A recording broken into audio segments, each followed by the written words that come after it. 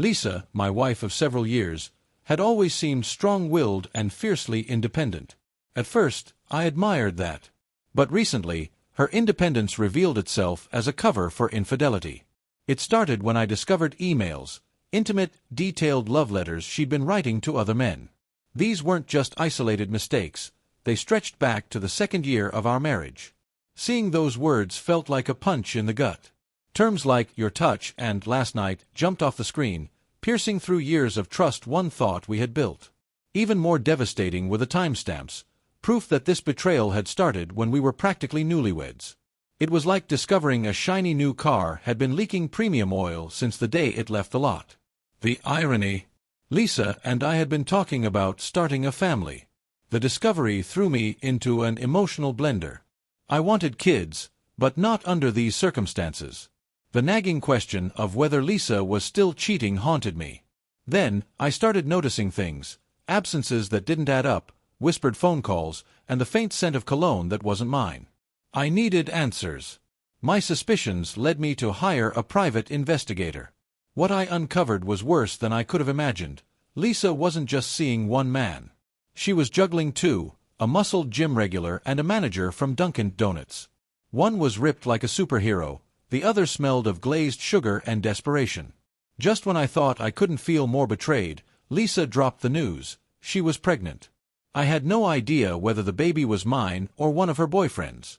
It was the cruelest twist in this saga, turning a potential moment of joy into a nightmare. Divorce was inevitable, but I wasn't going to let her walk away unscathed. After discovering Lisa's infidelity and the pregnancy bombshell, I felt like my world was imploding. The private investigator's reports were damning. Photos of her with the gym guy and the donut manager, her affection split between the two of them like she was running some kind of unfaithful balancing act. And now, with the news of a baby, I was left wondering, was I the father, or just a placeholder? Lisa seemed ecstatic about the pregnancy, oblivious to the storm brewing inside me. I played along at first, smiling and celebrating with her, all while my mind raced with questions and plans. The first thing I needed was a DNA test. But before that, I wanted to make sure Lisa and her lovers felt the weight of what they'd done. I hatched a plan, not just for revenge, but for clarity. Lisa's gym boyfriend was the first target. I created a fake online persona, posing as an innocent gym newbie looking for tips. It didn't take long for him to bite. Through our conversations, I subtly planted seeds of doubt about Lisa's loyalty. I mentioned spotting her at Dunkin' Donuts with a manager, casually describing her as a regular with a tubby guy. The gym rat's ego couldn't resist the bait, and I directed him toward a confrontation he wouldn't forget. Meanwhile, I observed Lisa's routine closely. Her nail appointments, her gym visits, her girls' nights, all became pieces in a puzzle I was determined to complete. The nail salon became the site of my next move. Knowing the gym rat's schedule and temper, I orchestrated an accidental encounter between him and the donut manager. It was a setup worthy of reality TV, and I had a front-row seat. The day arrived. I parked across the street from the nail salon, watching as Lisa casually strolled inside, unaware of the storm about to hit. Moments later, the gym rat burst into Dunkin' Donuts like a man possessed. He confronted Lisa and the donut manager, shouting accusations and demanding answers. The tension erupted into chaos. The gym rat lunged at the donut manager, his muscle-bound fury crashing into a surprisingly agile opponent. To everyone's shock, the donut guy dodged his punches with the precision of a boxer. A heated brawl ensued, with flying fists, upturned coffee cups, and stunned onlookers. The gym rat, for all his physical prowess, found himself on the losing end.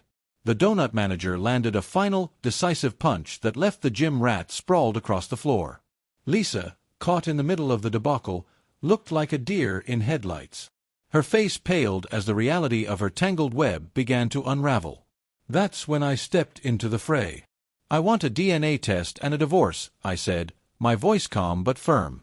"If the baby's mine, I'll take full custody. If not, I'm done." Lisa stammered, her eyes wide with disbelief. The gym rat groaned on the floor, and the donut manager stood there, still catching his breath. The scene was pure chaos, but for the first time in weeks, I felt a sense of control. Walking out of Dunkin' Donuts that day, I left behind a trail of stunned silence and shattered egos. Lisa's teary pleas and the gym rat's bruised pride were no longer my problem. Now, the focus was on securing the DNA test, finalizing the divorce, and reclaiming my life. The fallout from the Dunkin' Donuts showdown was as chaotic as I'd expected. Lisa came home that night looking like a shadow of herself. Her mascara was smudged, her voice was hoarse from crying, and her eyes were hollow. She asked me how I'd found out about everything, but I didn't bother explaining. There was no point in rehashing the obvious. "I want a DNA test," I told her. "And you need to start packing." Lisa tried to plead her case, insisting the baby was mine and that we could work things out. But I was past the point of forgiveness. Her betrayal wasn't just physical, it was emotional, deliberate, and sustained. I told her she had 2 weeks to move out. That was it. The following days were a whirlwind of logistics and revelations. The DNA test was priority number 1, and I worked with a clinic to expedite the results. While waiting, I started divorce proceedings, filing papers and outlining my terms. Lisa didn't contest anything, probably because she knew she didn't have a leg to stand on. Then the DNA results came in. The baby wasn't mine. It belonged to the donut manager, of all people. The news hit me like a gut punch, but it also brought a strange sense of relief. This child wasn't tied to me, and I wouldn't have to co-parent with Lisa. When I confronted her with the results, her composure cracked completely. She cried, apologized, begged me to reconsider. "I made a mistake," she sobbed. "I can't do this without you." But her words felt empty. "You made a lot of mistakes," I said, my voice cold. "And I'm done paying for them." Lisa's desperation turned to anger. She accused me of being vindictive, of ruining her life, as though her choices had nothing to do with the mess she was in.